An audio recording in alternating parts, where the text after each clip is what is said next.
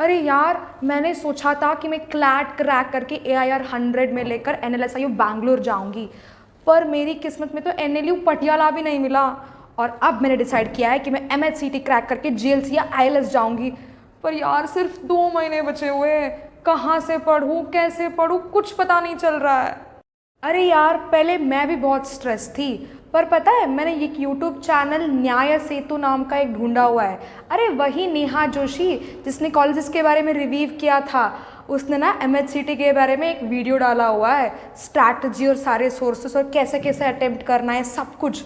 वो वीडियो देख लेना, हो जाएगा तेरा। Yeah, you're right. When I was attempting my MHCET examination last year, I had very less time to prepare after my boards and took a lot of time and struggle to find those exact sources and strategies to study.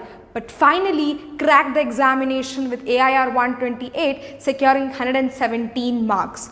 But still, I feel I could have done much more better if I had known these exact sources and strategies which I am sharing in this video. So, let's get started. Remember, you're writing a competitive examination, so it doesn't matter how much depth you are in a particular subject or how much perfect you are in.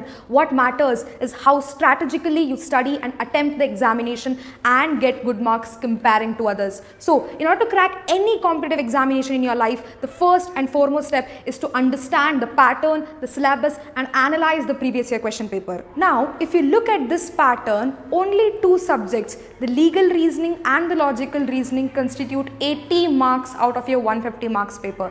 मतलब आधे से आधे marks इसी 2 subjects में से आएंगे. So you should have a very good command on these 2 subjects as it takes a lot of time while attempting the paper. Although legal is a theoretical subject, but it takes time to analyze the principle and then attempt the question. And in case of logical reasoning, you need to solve the question and then attempt the answer. So you should make sure that you have to practice a lot of questions with time every day. And one more mistake which a lot of aspirants do is that they just think mathematics is just for 10 marks, so just leave it. Don't do that. Consider an example that if you are very perfect in reasoning and you leave the mathematics subject and you go to examination, you get very difficult 2 to 3 questions in the reasoning part and you get very easy 2 to 3 questions in the mathematics part. So even if you just learn the basic concepts and practice the problems and go, you will be able to attempt these questions in a very less time comparing to these 2 to 3 questions, wasting a lot of time over there, and sometimes it may be happen that you won't be able to get the answer over there. Therefore, you make sure that you attempt each and every question in every subject so that you will be able to differentiate easy questions and attempt those first rather than wasting your lot of time in difficult questions. The most important part of this exam, that is the mock, I'll deal that in the later part, so watch till end. Let me share you my strategies and sources by going through each subject. The first one is your legal reasoning subject. Majorly 2 types of questions, principle and fact based and your statement based. Principle and fact based questions will come on torts, contracts, criminal law, etc. And in case of constitution, it is majorly on the statement based questions on the constitution and your polity based, and some questions on the legal terms and maxims, their meaning, etc. Some aspirants have doubt regarding the questions on family law, IP law, etc. So according to me, there are very less chances you get questions from this. Although make sure you learn the meaning of the terms like copyright, trademarks, patents, their difference. You might get statement based questions on these, and if you have already done with the basic these 3 concepts like torts, contracts, just make sure you practice the questions on these topics also. But if you don't have time, make sure you go through these first and then attempt these questions. Now, 2 types of aspirants will be attending this examination. One who have already written CLAT and the other person who haven't written the CLAT. Now, who have already written the CLAT, I think you would be knowing some basic concepts, although you're not that much perfect in them. So your task, now understand what's the difference between CLAT and MHCET. Now in CLAT you will be getting passage based questions, right? In case of MHCET you will get principle and fact based questions. Now if you know the concepts properly, or else just have a one read, and then your task is to practice the previous year questions. The only Brahmastra you can get is practicing previous year questions from 2019 until 2019. All kind of questions, stick to the principle and then solve the question. This is what you have to do, right? Now the person who haven't written the CLAT, who don't know the concepts, what you have to do is that you should learn the concepts properly and then attempt the questions. Now, in case of practicing or knowing the concepts, the best book which you can refer is that CLAT Universal Guide. I just loved the book, although I didn't refer that book personally, but when I went through the book, it explains you the question and the principle and what all you have to focus, the terms in the principle, how you have to solve the question, as well as the concept with that. So if you're a self-study learner, just go through the book, you'll be done with that. And if you are an audio visual learner like me and you like to watch YouTube channels, then here are some of my preferred, my own personal favorite channels which I am sharing with you. Disclaimer, these are not sponsored videos, these are my own favorite channels which I am sharing with you. The first video or the channel which you can refer is that Kriti Bhatnagar ma'am video. I just love her videos, the way she explains the concepts, the way she solves the questions immediately after that concepts, and she explains you properly which option, because a lot of times in legal reasoning I think you may find that you get confused between the options, so which option is the right answer and how to arrive to that option. She explains it very nicely. Second alternative option you can check out is that CLAT Adda 247. The ma'am also explains very nice the concepts and everything in a very easy language, so you can also watch her videos. Third is your Law Wala, which has recently came now. Law Wala also different faculties have explained the concepts, so according to your choice you can go whichever mentor, whichever faculty you want, you can watch the videos. So the second part is your statement based questions. No, for the statement based questions, remember in MH-CET, ratta marne wala bahut kuch hota hai. You have to remember a lot. So unlike in CLAT where all the information will be given in the passage, here you have to remember. So statement based questions where it deals with constitution and your polity based constitution, the problem with that is that it's very vast. So you have to attempt the previous year questions and the mocks and then get an idea what type of questions will come into the exam and how I have to read. So majorly questions comes like which part deals with fundamental rights, DPSP, your fundamental duties and the constitution features where it is borrowed and all. So for these things, what you have to do, write down in a paper, stick it onto your study room table or wherever you roam in your house, just have an eye on that and you will get the concepts. So this is how you have to read the constitution, you have to learn and memorize the concepts. Otherwise you can also refer to Kriti Bhatnagar's ma'am video. She has already explained the constitution over there, and I think that much is more than enough. So let's come to next part, your logical reasoning subject. OMG, it gave me a lot of problems the last year. Yeah, this was a quite difficult subject for me to manage my time in my actual examination as well as during attempting the mocks and all. So this subject involves a lot of practice. This is not like a CLAT, because in CLAT you only get a lot of assumption, inference based questions, but in logical reasoning you get questions from your coding, decoding, your syllogisms, your alphanumerical series, etc., your clocks, your calendar. So a lot of questions which are very much new if you haven't read the analytical reasoning part, right? So you have to practice these questions with time as well as attempt mocks, more and more mocks. So for the concept of logical reasoning, don't go anywhere, just refer to the book of R.S. Agarwal. Each and every competitive aspirant refers to that book. Believe me, last year when I was writing MH-CET, a direct question directly from R.S. Agarwal came, that to be the initial exercise only, the 10th question, I still do remember, directly came from the examination. So just stick on to that, more than enough. Now for the part of analytical reasoning like inference and conclusion type of questions, if you have written CLAT, so you already know the concept, then just practice the questions. Or if you want to know the concepts properly, then one book which you can refer is the M.K. Pandey by Analytical Reasoning M.K. Pandey, which is a very good book if it's self-explanatory as well as the concepts are given very nicely. If you want to go through the YouTube, just write down the topic name. Instead of that, in front of that, write down the exam names like SSC, IBMP, etc. Because all those exams have only these kind of questions also. The aptitude remains same in each and every examination. So you will not get videos if you write MH-CET examination if you don't get more good kind of videos. People refer Lucent GK, but you can refer Lucent GK if you have time, but if you don't have time and you have your boards and etc., refer to Arihant. It's my own favorite. Arihant is a very exact information, like very in a detailed and a specific manner, which is enough for MHCET. Lucent is very vast, but if your choice, you can go through that. And in case of current, you get a lot of one-liners. So referring to GK today is best. People refer to GK today also.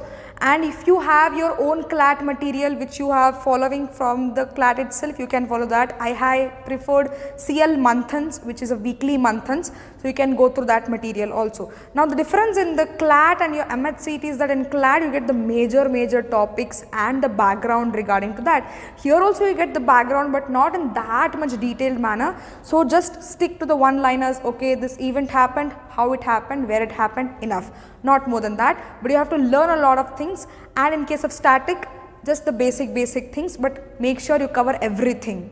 This is all for GK.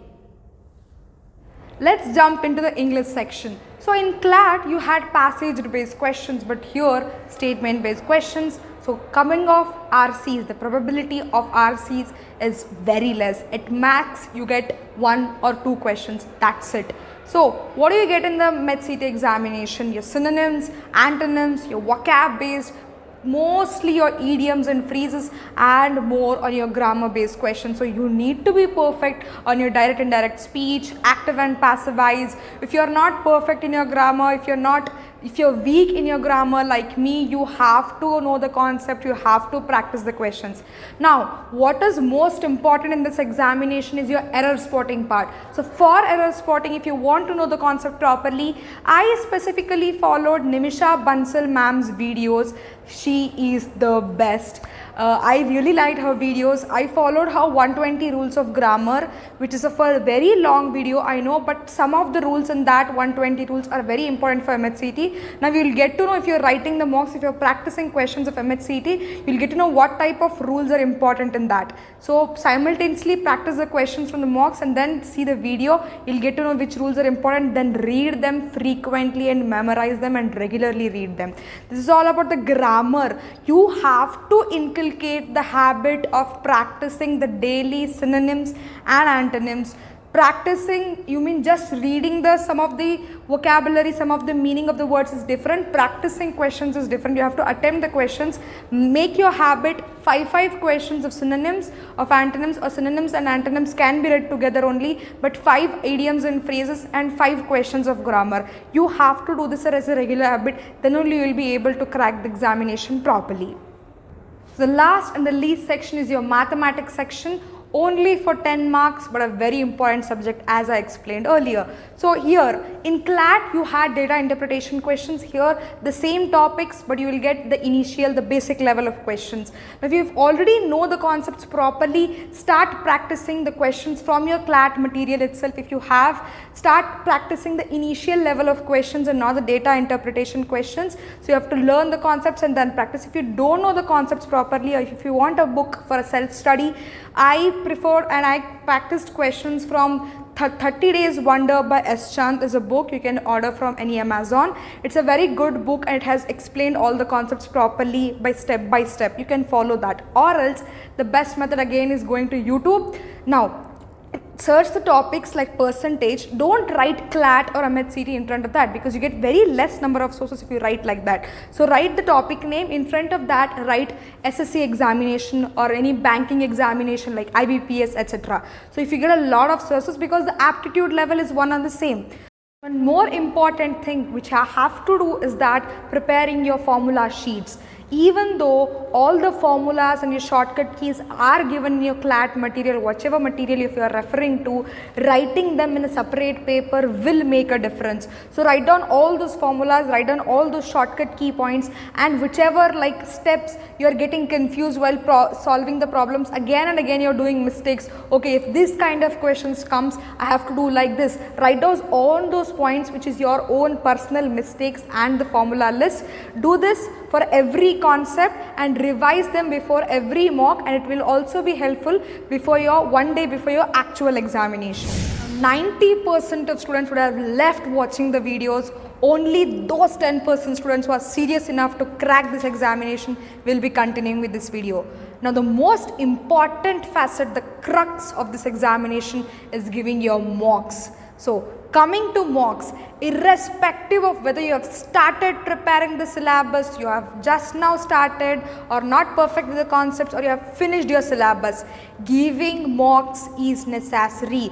You're giving your mocks and your preparation of the syllabus are your simultaneous process. They are complementary to each other. None can live without other. So even though if you're just practicing questions and not giving mocks, no benefit. Just giving mocks, not analyzing and practicing, no benefit. So giving mocks, by the way, analyzing the mocks is also important. If you are a CLAT aspirant, you will be seeing the toppers interview video where they'll be telling mock analysis is very important, that's the most important, but no one will tell you how to analyze.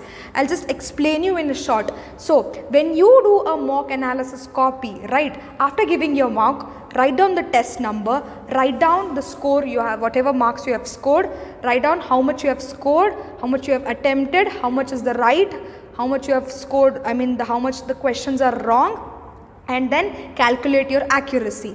Now, starting with identify the concepts of the unattempted questions, write down separately. Now in the wrong part of questions, there are 3 different categories of how you have to segregate the topic. The first category of wrong questions which you have made, identify the concept, like, oh, this is the concepts which I don't know properly, so write in that category. Second category is some of the concepts which although I know, but still I am not that much perfect, or maybe I haven't attempted these type of questions, so write those concepts in that category. And the third category is like, although I know this topics pretty well, but I have made mistakes, like silly mistakes, or maybe I have misinterpreted the question, or I have applied the formula in a wrong way, or something like that. So differentiate those concepts into these 3 categories and then write it down, and then make your further next week strategy of how to go and how I have to prepare. Now even though some of the questions which you have got right, sometimes the reasoning which you have applied and the reasoning what the mock, the paper who have made, those solutions will be different and match those reasoning. And some questions obviously you will make a tukka, right? भाई ये MH-CET exam है, ठीक है, इसमें negative marking नहीं रहता है आपकी,